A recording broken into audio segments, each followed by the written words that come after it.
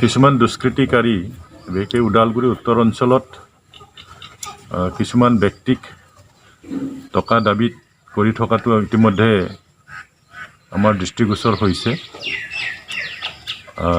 কিছুমান জনগোষ্ঠীৰ মাজত ঘৰত গৈ পেলাই টকা দাবী কৰি আছে আৰু ইতিমধ্যে এই কথাটো আমি গম পাই আমাৰ আৰক্ষী অধীক্ষক ডাঙৰীয়াৰ লগত মই ইতিমধ্যে আলোচনা কৰিছোঁ।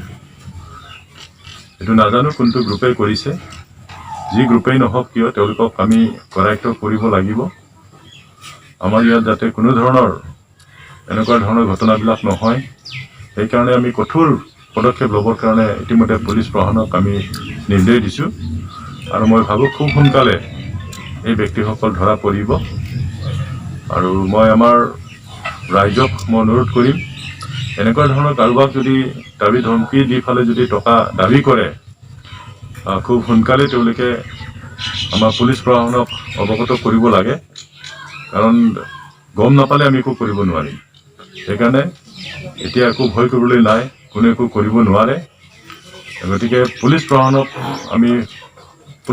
সহায়টো ল'ব লাগিব। তেওঁলোকক আমি কঠোৰ পদক্ষেপ ল'ম আৰু তেওঁলোকক আমি কৰায়ত্ব কৰিম, উচিত শাস্তি আমি তেওঁলোকক দি দিম।